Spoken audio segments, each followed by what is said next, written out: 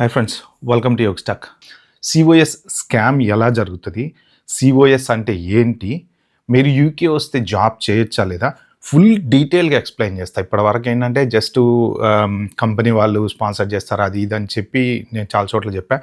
అసలు కంప్లీట్ ఈ స్కామ్ ఎలా జరుగుతుంది అనేది డీటెయిల్స్ నేను దీంట్లో ఎక్స్ప్లెయిన్ చేస్తా. ఎందుకు అంటే ఇక్కడి నుంచి అయినా సరే మీరు ఎవరు అట్లీస్ట్ మోసపోకుండా ఉండటం కోసం, ఎస్పెషల్లీ దీంట్లో ఇండియాలో ఉన్న వాళ్ళు మోసపోవటంతోనే కాదు, యూకేలో వచ్చి ఉండి సెటిల్ ఇన్ ద సెన్స్ చదువుకొని పిఎస్డబ్ల్యూ చేసి అన్ని రూల్స్ తెలిసి వాళ్ళు కూడా మోసపోతున్నారనమాట. వాళ్ళు ఎందుకు మోసపోతారు? సరే పోనీ ఇండియాలో ఉండే వాళ్ళంటే తెలియదు, వాళ్ళకి అమాయకత్వం అనుకోవచ్చు, పాపం రూల్స్ తెలియవనుకోవచ్చు, ఫారెన్ వెళ్ళి ఉద్యోగం చేస్తారని అన్ని ఆలోచనతోటి ఉంటారు కాబట్టి మోసపోయారు. మరి యూకేలో వాళ్ళకి అన్నీ తెలుసు కదా, రూల్స్ తెలుసు కదా, ఆ తెలిసినప్పుడు మరి వాళ్ళు ఎందుకు మోసపోతారు? సో ఈ డీటెయిల్స్ అన్ని క్లియర్గా దీంట్లో అయితే చెప్తాను. యూకేలో ఒక కంపెనీ ఉంది, for example ABC corporation something. Okay, దాంట్లో నాకు ఒక ఎంప్లాయ్ కావాలి. ఓకే, ఒక ఎంప్లాయ్ అకౌంటెంట్ కావాలి ఫర్ ఎగ్జాంపుల్. సో యూకేలో సరైన అకౌంటెంట్ దొరకట్లేదు. అప్పుడు ఏంటంటే ఈ కంపెనీకి అబ్రాడ్ నుంచి కొంతమందిని తెచ్చుకోవటానికి లైసెన్స్ అనేది అప్లై చేసుకుంటారు వీళ్ళు. నాకు ఇక్కడ అకౌంటెంట్ దొరకట్లేదు, నేను ఇండియా నుంచి తెచ్చుకుంటా, నాకు ఆ వీసా అప్లై చేసుకోవడానికి లైసెన్స్ ఇవ్వండి అని హోమ్ ఆఫీస్ అడిగితే హోమ్ ఆఫీస్ వాళ్ళకి లైసెన్స్ అనేది ఇస్తారనమాట. అప్పుడు వీళ్ళు ఒక సిఓఎస్ సర్టిఫికెట్ ఆఫ్ స్పాన్సర్షిప్ అనేటువంటి ఒక నేను నిన్ను స్పాన్సర్ చేస్తాను అనేటువంటి లెటర్ వీళ్ళు ఇస్తారనమాట. ఇస్తూ ఏంటంటే దానికి అయ్యేటువంటి ఖర్చు ఏదైతే ఉంటుందో ఐహెచ్ఎస్ అని కొంత కట్టాల్సిన ఫీజు ఉంటుంది, హోమ్ ఆఫీస్కి అప్లికేషన్ కట్టాల్సిన ఫీజు ఉంటుంది. ఆ ఫీజు ఏదైతే ఉంటుందో అది నీ కంపెనీ రెస్పాన్సిబిలిటీ. ఎందుకంటే నువ్వు కదా వాడిని హైర్ చేసుకుంటున్నావు, స్కిల్ ఎవరికి కావాలి, నీకు కదా కావాలి. సో కాబట్టి నీ ఖర్చులతోటి నువ్వు అన్నీ చూపించి వాడికి అకామిడేషన్తో సహా అన్నీ చూపించిన తర్వాత వచ్చిన తర్వాత వన్ వీక్ అకామిడేషన్ ఇలాగనమాట. తర్వాత ఇంకా వచ్చిన తర్వాత మంత్లీ శాలరీ ఇస్తూ వాళ్ళ దాన్ని వాళ్ళు బతుకుతారు. సో వీళ్ళ ఇచ్చినటువంటి లెటర్ తీసుకుని వాళ్ళ ఎంబసీకి వెళ్ళేసి స్టాంపింగ్ చేయించుకొని నాకు పలానా కంపెనీలో జాబ్ వచ్చిందని చెప్పేసి యూకే వస్తారనమాట. సో యూకే వచ్చిన తర్వాత రూల్ ప్రకారం ఏంటంటే ఇతనికి ఎవ్రీ మంత్ ఒక ఆఫీస్ చూపించి ఒక ఏదైతే అకౌంటెంట్ పొజిషన్ ఉందో ఆ పొజిషన్కి ఈ సిఓఎస్ కంటూ కొంత రూల్స్ అనేవి ఉన్నాయి. అంటే ఇన్ని వేల పౌండ్ల శాలరీ ఉండాలి. ఫర్ ఎగ్జాంపుల్ 39,500 పౌండ్స్ శాలరీ ఉంటేనే నువ్వు అప్లై చేయొచ్చు, నేను అంత శాలరీ ఇవ్వగలను అంటే నువ్వు 39,500 పౌండ్లు అతనికి శాలరీ ఇస్తున్నప్పుడు హోమ్ ఆఫీస్ మన ట్యాక్స్ డిపార్ట్మెంట్ వాళ్ళకి ట్యాక్స్ అనేది కట్టాలన్నమాట. అంటే ఇంత ట్యాక్స్, ఇంత ఎన్ఐ నెంబరు, ఇంత శాలరీకి ఇంత ట్యాక్స్ అనేది ఒక లెక్క ఉంటుంది. ఆ లెక్క ప్రకారం నువ్వు ట్యాక్స్ కట్టాలి. సో ఒకవేళ ట్యాక్స్ కట్టకపోతే ఈ ఇన్ఫర్మేషన్ వాళ్ళు హోమ్ ఆఫీస్ పంపించడం, వీళ్ళకి లెటర్లు ఇవ్వడం చేస్తారు. అది మన తర్వాత మాడదాం. ఫస్ట్ అది యాక్చువల్గా ట్యాక్స్ కట్టేసి ఆ మిగిలిన డబ్బులు ఇతనికి శాలరీ కింద ఇవ్వాలి. సో ఇతను కొన్ని సంవత్సరాలు ఉన్న తర్వాత ఇప్పుడున్న రూల్ ప్రకారం ఒక 5 సంవత్సరాలు ఇదే రూల్ ప్రకారం చక్కగా ఈ కంపెనీ ట్యాక్సులు కడుతూ ఇతన్ని మెయింటైన్ చేస్తూ శాలరీ ఇస్తూ ఉంటే 5 సంవత్సరాల తర్వాత అతను పిఆర్ అప్లై చేసుకొని ఆ తర్వాత వాటెవర్ ఈ కంట్రీలో ఇంకా పర్మనెంట్గా ఉండిపోతారు. అప్పుడు అతను అప్పటి వరకు ఏంటంటే ఈ కంపెనీలో ఇతను లాక్డ్ అనమాట. అంటే ఈ కంపెనీ నుంచి నీకు ఎక్కడైనా జాబ్ వచ్చి వేరే కంపెనీకి వెళ్ళాలి అంటే మళ్ళీ ఆ కంపెనీ వాళ్ళు మళ్ళీ ఇదే వీసా అతనికి అప్లై చేయాలి. ఎందుకు అంటే నువ్వు వచ్చింది ఏబిసి కార్పొరేషన్ అనే కంపెనీ మీద కాబట్టి ఆ కంపెనీలోనే పనిచేయాలి. ఓకే, సో వేరే కంపెనీలో నీకు జాబ్ వచ్చింది, జీతం ఎక్కువ వచ్చి వెళ్ళాలి అంటే ఆ కంపెనీ వాళ్ళు మళ్ళీ నీకు స్పాన్సర్షిప్ చేస్తే అప్పుడు షిఫ్ట్ అవ్వచ్చు. కానీ ఏబిసి కార్పొరేషన్ వీసా మీద నువ్వు వేరే కంపెనీలో నీకు జాబ్ వస్తే జాబ్ చేయడానికి కుదరదు. సో ఇది యాక్చువల్గా సర్టిఫికేట్ ఆఫ్ స్పాన్సర్షిప్ జాబ్స్ అంటే.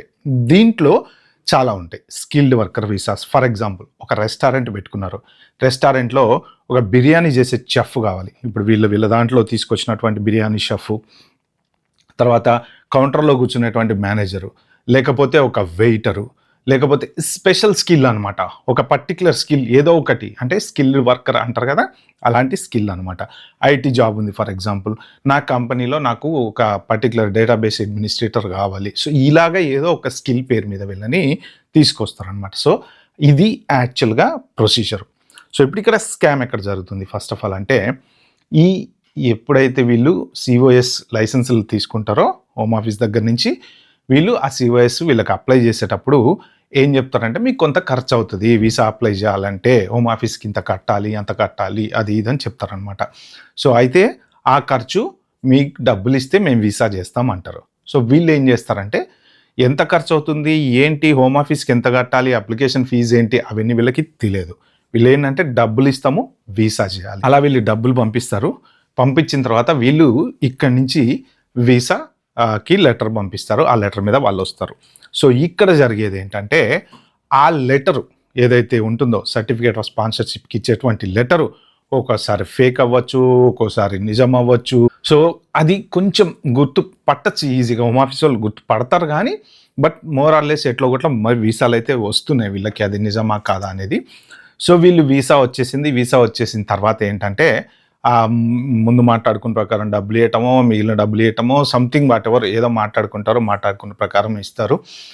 వీళ్ళు యూకే వచ్చిన తర్వాత ఏమవుతుందంటే ఆ యూకేలో వీళ్ళకి ఎవ్రీ మంత్ ఇందాక నేను చెప్పాను కదా ట్యాక్స్ కట్టాలి. 39,500 40,000 వాట్ ఎవర్ ఇట్ ఈస్ ఆ రూల్ ప్రకారం, ఆ జాబ్ ప్రకారం, ఆ గ్రేడ్ ప్రకారం వాళ్ళు ట్యాక్స్ కట్టాలన్నమాట. సో ఇప్పుడు వీళ్ళు జాబ్ ఇచ్చే కెపాసిటీ వీళ్ళకు ఉండదు, కేవలం వీసా చేసే కెపాసిటీ ఉంటుంది. సో వీసా చేసిన తర్వాత వాళ్ళు ఇక్కడికి వచ్చిన తర్వాత ఒకవేళ 2 నెలలో 3 నెలలో ఉంచుకున్నట్టు ఉంచుకొని తర్వాత జాబ్లోంచి తీసేయటం ఒకటి, లేదు యూకే వచ్చిన తర్వాత మేము ఓన్లీ వీసా చేస్తామన్నాము, మీరు బయటకు వెళ్ళి జాబ్ ఎత్తుకోండి.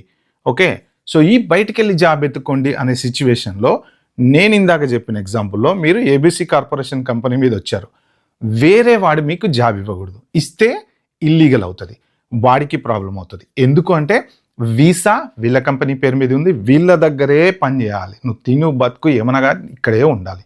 ఓకే, వీళ్ళే జీతం ఇవ్వాలి. సో ఇప్పుడు ఏంటంటే వీళ్ళు జీతం ఇవ్వటం కోసం వీసా చేయలేదు, ఆ డబ్బులు సంపాదించడం కోసం వీసా చేశారు.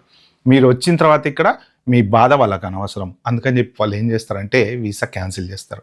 సో ఇలాంటి సిచ్యువేషన్సే ఎదురైనాయి ఈ ఎగ్జాంపుల్స్లో వాటిల్లో, ఇప్పుడు వీళ్ళు చెప్తున్న వాటిల్లో. సో వీసా క్యాన్సిల్ చేసిన తర్వాత అప్పుడు ఏమైపోతారు, వీళ్ళు ఇల్లీగల్ అయిపోతారు అనమాట. సో ఇల్లీగల్ అయినప్పుడు ఎక్కడికైనా పోయి రిపోర్ట్ చేయాలంటే ఏమని రిపోర్ట్ చేస్తాం, నీ స్టేటస్ కరెక్ట్గా లేదు. So first of all home office వాళ్ళు నీకు ఏ స్టేటస్ ఉంది, నీ వీసా రివోక్ అయింది, వీళ్ళు ఏం చెప్తారు, కంపెనీ వాళ్ళు హోమ్ ఆఫీస్కి లెటర్ రాస్తారు, నేను పలానా పర్సన్ని ఇక్కడికి పిలిపించుకున్నాను పలానా ఉద్యోగం కోసం, కానీ వాడు జాయిన్ అవ్వలేదు. సో మొన్న దాంట్లో కూడా ఒక అమ్మాయి నువ్వు ఇన్ టైంలో జాయిన్ కాలేదని చెప్పేసి వీసా క్యాన్సిల్ చేసేసారు అని చెప్పేసి చెప్తున్నామే. సో వీళ్ళు ఏం చెప్తారంటే ఇన్ టైంలో వీళ్ళు రావాల్సింది రాలేదు, అందుకని చెప్పి వీళ్ళు క్యాన్సిల్ చేస్తున్నాం వీసా, లేదు అంటే నాకు వీడి పెర్ఫార్మెన్స్ నచ్చలేదు అందుకని వీళ్ళు క్యాన్సిల్ చేస్తున్నాం. సో ఏదో ఒక రకంగా క్యాన్సిల్ చేస్తారు. చెయ్యకపోతే ఏంటంటే ఈ ఎంప్లాయర్కి వీళ్ళు లయబుల్ అవుతారనమాట. సో ఒకటి కంపెనీకి ఇక్కడ ఇన్సూరెన్స్లోనే ఉంటాయి, ప్రొఫెషనల్ ఇండెమినిటీ అని, ఎంప్లాయర్ లయబిలిటీ అని. సో ఇలాంటివన్నీ ఇన్సూరెన్స్లు ఉంటాయి. ఎందుకు అంటే కంపెనీకి ఒక ఎంప్లాయ్ వచ్చినప్పుడు ఆ ఎంప్లాయ్ కనుక ఏదన్నా సిచ్యువేషన్లో ఏదైనా జరిగినా, లేకపోతే ఎంప్లాయ్ వల్ల పనిచేసేటువంటి కంపెనీలకి ఏమైనా జరిగినా, సో ఇలాంటి వాటన్నిటికీ అవి డిఫరెంట్ రూల్స్ కానీ బట్ అలా రూల్స్ ఉంటాయి అనమాట. అవన్నీ వీళ్ళు పర్ఫెక్ట్గా మెయింటైన్ చేసి డబ్బులు కట్టాలన్నమాట. సో ఇవన్నీ చేయకుండా ఉన్నారనుకోండి, సో ఆ ఎంప్లాయ్కి ట్యాక్స్ కట్టాలంటే మంత్లీ శాలరీ ఇవ్వాలి. మంత్లీ శాలరీ ఎంత లేదన్నా ఒక 3,000-4,000 పౌండ్లో వీళ్ళు ఇచ్చి ఒక 1,000-1,200 పౌండ్లు హోమ్ ఆఫీస్కి, అది మన ట్యాక్స్ డిపార్ట్మెంట్కి ట్యాక్స్ కట్టాలి. ప్రతి నెల మీరు మీ ఎంప్లాయీకి ఎంతైతే శాలరీ చెప్పారో ఒక 3,000 అనుకుందాం ఫర్ ఎగ్జాంపుల్ పర్ మంత్, 3,000లో ఒక 500-600 మీరు ట్యాక్స్ కట్టాలి. ఆ ట్యాక్స్ కనుక మీరు కట్టలేదనుకోండి, ఈ అకౌంటెంట్ ఏం చేస్తాడంటే ఎవ్రీ మంత్ ఎంతమంది ఎంప్లాయీస్ ఉన్నారో అంతమంది ఎంప్లాయీస్కి ఈ మంత్ ఇంత ట్యాక్స్, ఈ మంత్ ఇంత ట్యాక్స్, ఈ మంత్ ఇంత ట్యాక్స్ అని చెప్పేసి ఎంప్లాయర్కి పంపిస్తాడు. అట్ ద సేమ్ టైము అక్కడ వాళ్ళకి పంపిస్తాడు ట్యాక్స్ డిపార్ట్మెంట్ వాళ్ళకి. సో దాని ప్రకారం ఈ ఎంప్లాయర్ ఏం చేయాలంటే ఎవరెవరికి ఎంతెంత ట్యాక్స్ కట్టాలి, ఎంత నేషనల్ ఇన్సూరెన్స్ కట్టాలి, ఎంత పెన్షన్ కట్టాలి అవన్నీ కట్టేస్తూ ఉంటాడు అనమాట. సో ఇదంతా ఆటోమేటిక్ జరిగేటువంటి ప్రాసెస్. ఒకవేళ ఇతను కట్టలేదనుకోండి, ఓ 2 నెలలు చూస్తారు, 3 నెలలు చూస్తారు, 4వ నెల ఏంటి నువ్వు ట్యాక్స్ కట్టట్లేదు అని చెప్పేసి కంపెనీకి లెటర్ పంపిస్తారు. అప్పుడు ఈ ట్యాక్స్ వీళ్ళు ఎందుకు కట్టట్లేదు ఏంటని at the same time home ఆఫీస్కి ఇన్ఫార్మ్ చేస్తారు. హోమ్ ఆఫీస్ వాళ్ళు కూడా ఏంటంటే ఇతను ఎందుకు ట్యాక్స్ కట్టట్లేదు, నువ్వు ట్యాక్స్ కడతా అని చెప్పి వాళ్ళని ఇక్కడ తీసుకొచ్చి శాలరీస్ ఇస్తున్నావు కాబట్టి నువ్వు ట్యాక్స్ కట్టకపోతే నీ లైసెన్స్, కంపెనీకి ఉండేటువంటి లైసెన్స్ ఏదైతే ఉంటుందో అది మేము క్యాన్సిల్ చేస్తాము అంటారనమాట. సో అలాగా రీవోక్ అయినటువంటి లైసెన్స్లే ఇప్పుడు ఈ కంపెనీకి సంబంధించిన లైసెన్స్. రీవోక్ చేశారు అంటే ఏదో తప్పు చేశారు అని అర్థం అనమాట. సో ఇప్పుడు వీళ్ళ పరిస్థితి ఏంటంటే ఫర్దర్గా నెక్స్ట్ మళ్ళీ ఏదో ఒక లాయర్ని పట్టుకోనో ఇంకోళ్ళని పట్టుకోనో మళ్ళీ వీసా చేయించుకోవటమో ఇంకోటి చేయించుకోవటమో ఏదో ఒకటి చేయటం. అంటే ఇక్కడికి లీగల్గా ఉండాలి అంటే ఫర్దర్గా వాళ్ళకున్న ఆల్టర్నేటివ్ రూట్స్ ఏవో ఎత్తుకోవాలన్నమాట. సో ఇలాంటప్పుడు వీళ్ళు ఎలా ఫైట్ చేస్తారు, ఎక్కడికి వెళ్ళి ఫైట్ చేస్తారు, ఎవరితోటి ఫైట్ చేస్తారు? ఇప్పుడు వీళ్ళ మెంటల్ టెన్షన్ ఏంటి? ఇక్కడ ఒక పక్క వీసా లేదు, వీసా లేకుండా, ఎందుకంటే వీళ్ళు క్యాన్సిల్ చేశారు కదా, సో వీసా లేకుండా ఉంటున్నారు, స్టే చేస్తున్నారు. ఓకే, సో ఇది ఒక రూటు. ఈ టెన్షన్లో వీళ్ళు ఏం చేయాలో అర్థం కాక బుర్రబద్దలు కొట్టుకుంటా వాళ్ళ మీద పగ తీర్చుకోవాలా, అసలు వీళ్ళు నెక్స్ట్ వీళ్ళ బతికేంటనేది తెలుసుకోవాలా? సో ఇది మీరు ఆలోచించండి. నెక్స్ట్ ఇంకొకటి, వీళ్ళు ఏమంటారంటే మేము వీసా చేయిస్తాము, ఇక్కడికి వచ్చిన తర్వాత నువ్వు నీ బతుకు నువ్వు జాబ్ చేసుకో అంటే ఇండియాలో ఉండే వాళ్ళకి తెలియదు. వాళ్ళు ఏమనుకుంటారంటే వీసా మీద మనం యూకే వెళ్తున్నాం కాబట్టి మనం హోటల్లో పని చేసుకోవచ్చు, పబ్బుల్లో పని చేసుకోవచ్చు, రెస్టారెంట్లో పని చేసుకోవచ్చు, ఏదో ఇంత పనులు చేసుకుంటే మంచిగా 4 రూపాయలు సంపాదించుకొని హ్యాపీగా మనం ఇల్లు కట్టుకొని ఏది కట్టుకొని వెనక్కి రావచ్చు అని అనుకుంటారు. కానీ ఈ కంపెనీ మీదనే పని చేయాలి అనే విషయం వీళ్ళకి తెలియదు. సో ఇక్కడికి వచ్చిన తర్వాత వీళ్ళు బయట ఎక్కడన్నా పని చేసి మళ్ళీ వీళ్ళకి నెల నెల ఏదైతే నేను ఇందాక చెప్పిన శాలరీ ఉంది కదా అది బ్యాంకులో పడాలంటే వీళ్ళు బ్యాక్ డోర్లో తీసుకుపోయి వాళ్ళకి డబ్బులు ఇస్తే ఆ డబ్బులు వీళ్ళ బ్యాంకులో, అంటే నీ డబ్బులే నీకే ఇస్తారనమాట. సేమ్ ఇది కూడా అలానే చేస్తారట. అంటే ఏంటంటే వీళ్ళు ఆ డబ్బులు వీళ్ళకి ఇస్తే వీళ్ళు ట్యాక్స్ కట్టేసేసి, అంటే మీ డబ్బులతోనే మీకు ట్యాక్స్ కడతారు, మీరు బయట ఎక్కడో సంపాదించుకోవాలి, లీగల్గా ఇక్కడ బతకాలి. సో ఇది పాసిబుల్ అవుతుందా? బయట మీకు వీసా రూల్ ప్రకారం వేరే వాడు జాబ్ ఇవ్వకూడదు కదా, మరి ఎక్కడ సంపాదిస్తారు? ఎక్కడి నుంచి జాబ్ తీసుకొచ్చి వీళ్ళకి ఇచ్చి డబ్బులు పెట్టి కట్టించుకుంటారు? ఇండియా నుంచి తెప్పించుకొని కట్టుకుంటారా? సో ఇది ప్రాక్టికల్గా పాసిబుల్ కాదు. సో ఈ హెడేక్ అంతా ఉంటుంది కాబట్టి ఏంటంటే ఇక్కడికి వచ్చిన తర్వాత వీళ్ళ పరిస్థితి అగమ్య గోచరం అయిపోతుంది అనమాట. నెక్స్ట్ ఇంకా మరి యూకేలో ఉండేటువంటి స్టూడెంట్స్, వీళ్ళకి ఏంటి ప్రాబ్లము అంటే ఫస్ట్ ఆఫ్ ఆల్ స్పాన్సర్షిప్. ఏదన్నా ఒక కంపెనీ వీళ్ళకి మాస్టర్స్ అయిపోయింది వీళ్ళ కోర్సు, ఫర్ ఎగ్జాంపుల్ వీళ్ళకి ఎలా ఉంటుందంటే ఒక 2 years మాస్టర్స్ చేస్తారు, లేకపోతే 1 year 1.5 year మాస్టర్స్ చేస్తారు. చేసిన తర్వాత పిఎస్డబ్ల్యూ అని ఉంటుంది, ఒక 2 years ఉండేది మొన్న దాకా, ఇప్పుడు 18 months అయింది.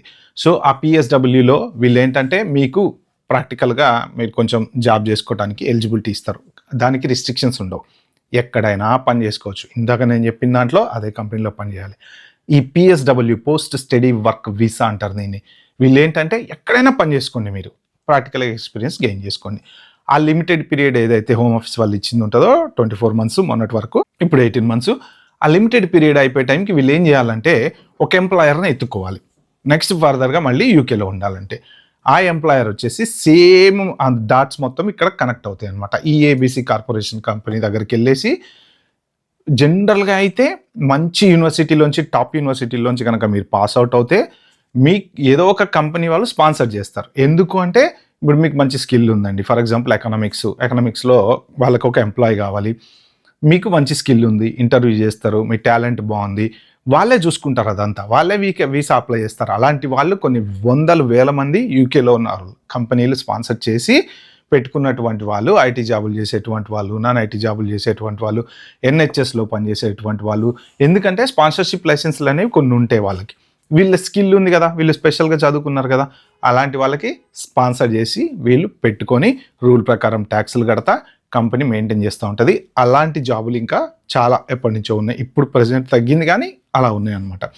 మరి వీళ్ళు ఏదో ఒక యూనివర్సిటీలో చదువుతారండి, పేరు లేని యూనివర్సిటీ, ఏదో ఆ యూకే రావడం, పార్ట్ టైం జాబులు చేసుకుంటా ఏదో ఒక యూనివర్సిటీలో చదువుతారనమాట. వీళ్ళకి ఏంటంటే అయిపోయింది, పిఎస్డబ్ల్యూ ఉన్నంతకాలం ఎక్కడో చేస్తారు, జాబ్ చేసుకుంటూ ఉంటారు ఏదో రకంగా. ఇప్పుడు స్పాన్సర్డ్ కావాలి అంటే ఇన్ని రోజుల నుంచి వీళ్ళు స్టడీ మీద సరిగ్గా కాన్సన్ట్రేట్ చేయరు, మాస్టర్స్ చేసేటప్పుడు, పిఎస్డబ్ల్యూ చేసేటప్పుడు ఫ్యూచర్ గురించి ఆలోచించరు. సో ఇప్పుడు ఏంటి వీళ్ళ దగ్గర స్కిల్ సెట్ ఏముంది, వీళ్ళు మార్కెట్లో ఉన్నటువంటి అడ్వాన్స్డ్ టెక్నాలజీస్లో టాప్ ఉన్నారా? లేరు. పోనీ కొంతమంది ఉంటారు, ఒకవేళ అలా చూసుకున్నా ఉండేవాళ్ళు ఉంటారు. కానీ ఇప్పుడున్న పరిస్థితులలో ఈ హోమ్ ఆఫీస్ అన్సర్టనిటీ అనేది చాలా ఉంది. అంటే ఇప్పుడు నెక్స్ట్ జీతాలు పెరుగుతాయో లేదో తెలియదు, పిఆర్లు ఉంటాయో లేవో తెలియదు, 10 years అంటున్నారు. ఒకవేళ వీళ్ళకి జాబ్ ఇవ్వాలంటే లోకల్ లోడ్ ఎందుకు దొరకట్లేదని చూపించాలి. సో ఇలాంటి హెడేక్స్ అన్నీ ఉన్నాయి కాబట్టి కంపెనీస్ ఏంటంటే ముందే అడ్వర్టైజ్మెంట్ అక్కడ జాబ్ సెర్చ్ పెట్టేటప్పుడు sponsorship is not available for this position అని పెడుతున్నారు అనమాట. దేంట్లో ప్రతి జాబ్లో ఆల్మోస్ట్ మీరు వెళ్ళి చూస్తే స్పాన్సర్షిప్ అవైలబిలిటీ లేదని చెప్పి పెడతారు. అంటే మీకు పిఆర్ కానీ, పాస్పోర్ట్ కానీ, లేకపోతే వ్యాలిడ్ వీసా కానీ, డిపెండెంట్ వీసా కానీ, most probably dependent visa eligible.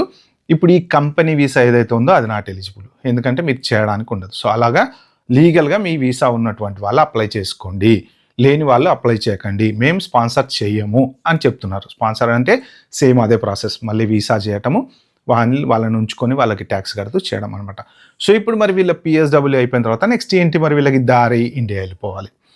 వెళ్ళిపోకుండా ఏం చేస్తున్నారంటే వీళ్ళ ద్వారా ఇప్పుడు ఏదో ఆ పార్ట్ టైం జాబ్ ఎక్కడో చేసుకుంటా ఏదో చేస్తూ కంటిన్యూ చేస్తూ ఉంటారు.